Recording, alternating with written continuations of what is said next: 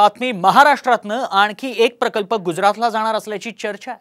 महिंद्रा कंपनीने electric car निर्मितीसाठी चीनच्या कंपनीसोबत 25,000 कोटींचा करार केलाय।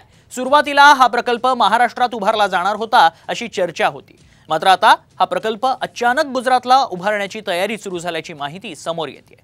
महिंद्राचा मदर प्रकल्प नाशिकला आहे। नवा प्रकल्प गुजरातला जाणार असल्यानं नाशिक जिल्ह्यातील औद्योगिक संघटना आक्रमक झाल्या आहेत, तर दुसरीकडे विरोधकांनीही यावरून सरकारला घेरल्या टीकेची झोड उठवली आहे। महाराष्ट्राचं दुर्दैव आहे की आता बल्क ड्रग पार्क असेल, वेदांता फॉक्सकॉन असेल, टाटा एअरबस असेल, यानंतर आता आपण म्हणता महिंद्राचा सुद्धा प्रकल्प गुजरातला जातोय। मग महाराष्ट्रातलं महायुतीचं सरकार ठामपणे दिल्लीपतींसमोर डोळ्यात डोळे घालून कधी बोलणार की आमच्या हक्काचा, आमच्या तरुणांच्या भविष्यातला रोजगार तुम्ही प्रत्येक वेळी उचलून गुजरातला का देताय? हा प्रश्न कधीतरी विचारायला हवा आहे। इलेक्ट्रिक कारचा प्रकल्प त्यामुळेच गुजरातला जाण्याची शक्यता निर्माण झाली आहे।